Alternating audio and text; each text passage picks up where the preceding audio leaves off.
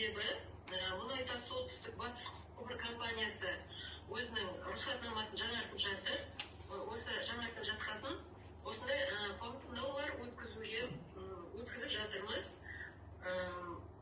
Қандай жаңа өзінің жобаларына түзеулер енгізіп жатыр. Қазір барлығында айтады баяндамашы. Баяндама айтылып болғаннан кейін сұрақтарыңыз болса қоюыңызға болады. Барлығы түсінікті ғой?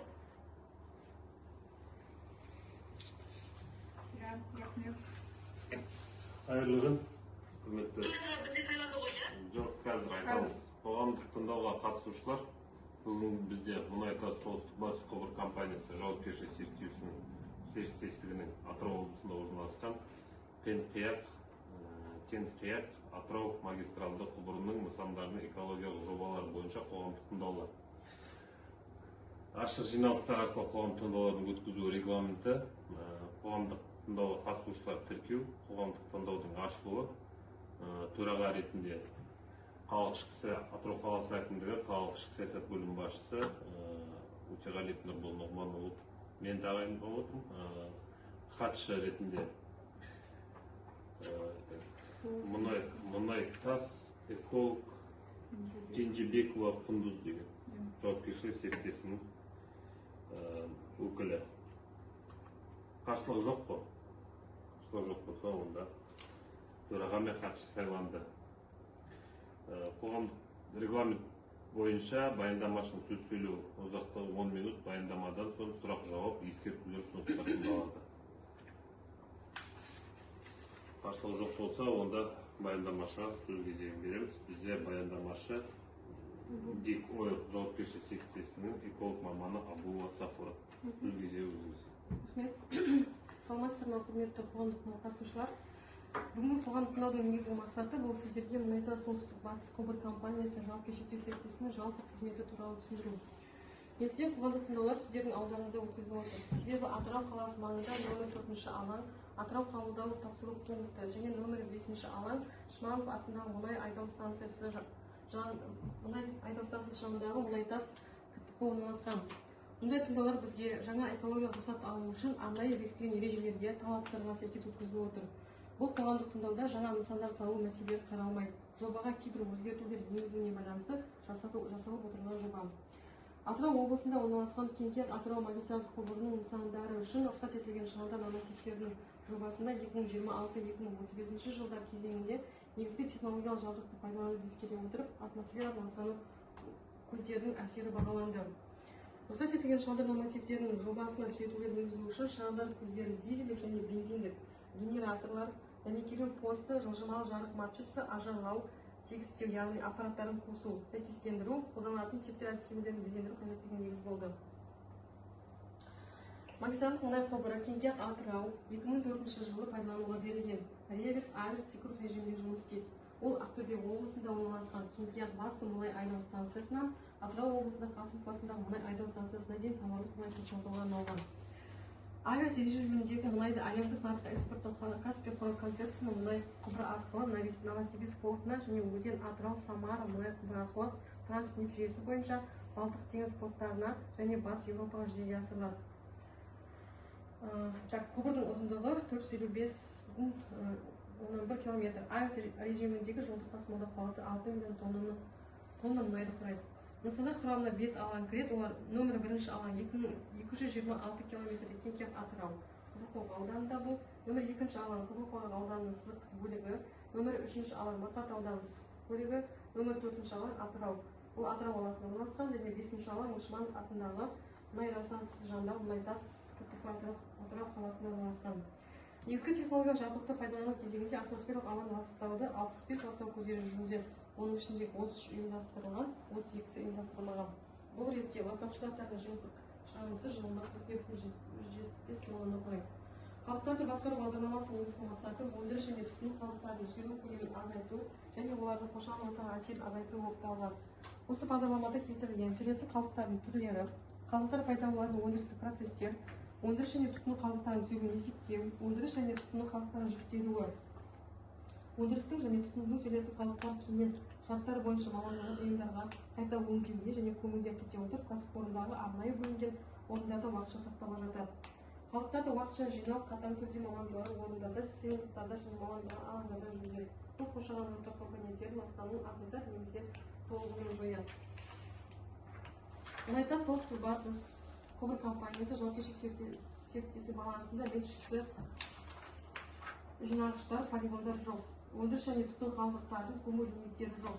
Пайдалану барысында жабдықтың жұмыс істеуін қамтамасыз етуге байланысты қалдықтардың шамалы көлемі өсіреді. Мұнайда солтүстік батыс құбыр компаниясы жауапкершілігі серіктесі келесі іс-шараларды өткізеді. Олар атмосфераға ластаушы заттардың шығаруын бақылау, яғни мониторинг, өндіріс және түтін қалдықтарының мониторингі, топырақ ластану мониторингі және радиациялық мониторинг. 2026-2035 жылдарға арналған қоршаған ортаны қорғау жөніндегі іс-шаралар жоспарының жобасы бойынша Атырау облысында орналасқан Кеңкияқ Атырау магистральдық құбырының нысандарына қаржыландыру жалпы көлемі 2,25 миллиард теңгені құрайды. Бұл бірінші жоба бойынша. Екінші жоба бойынша бұл қоршаған ортаны қорғау бөлімі жұмыс жобаларына, яғни Қасымов атындағы мұнай станциясының мұнайдың сапа мөлшерінің өлшеу жүйесінің құрылысын салу және Шманов атындағы мұнай айдау станциясы жанындағы мұнайды сапа мөлшерінің өлшеу жүйесінің құрылысын реконструкциялау.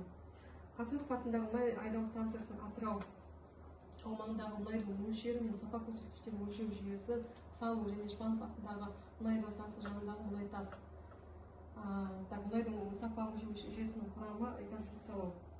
Отандық қорғау бойынша құрылыс монтаждау жұмыстарының ұзақтығы 3 ай, әр объектілерге құрылыс персоналдары 10 адам. Атмосфералық ауаға әсеріне келетін болсақ, жалпы жиынтық шығындары 0,104, оның ішінде 0,2, қатты заттар 0,101, газ тәрізді сұйық заттар болып есептеледі.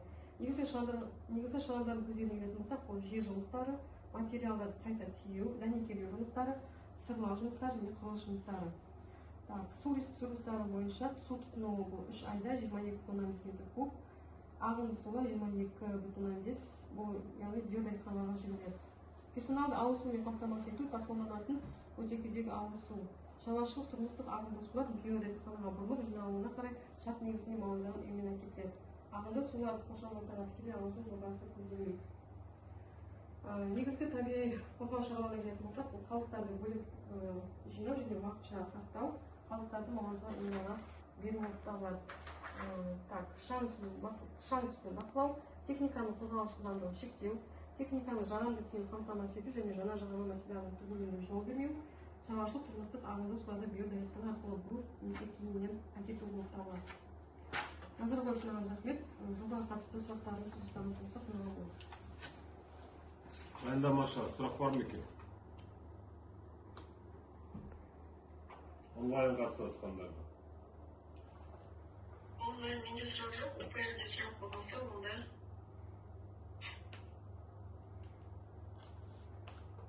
Менде бір сұрақ, мұнайтас осы қала аумағында қандай көгалдандыру не бойынша араласасыздар ма осындай әлеуметтік жобаларға?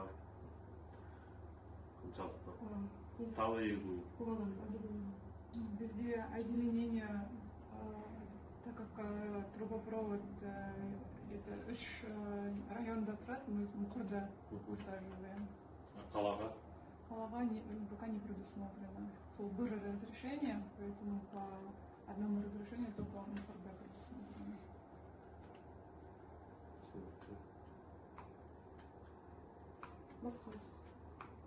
Басқа сұрақ бар ма екен? Вопрос есть, с отходами что делаете? С отходами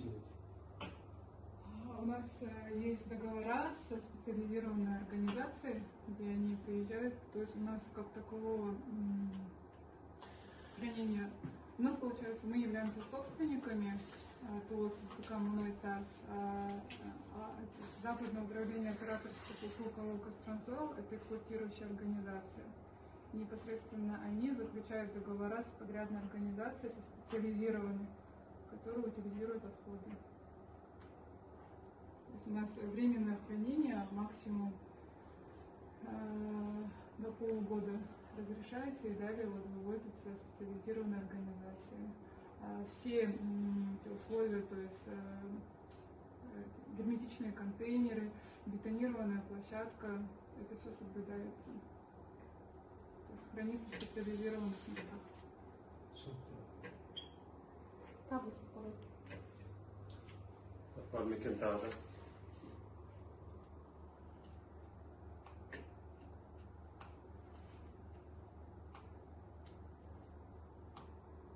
Тағы сұрақ болмаса, онда қоғамдық тыңдауды аяқтаймыз.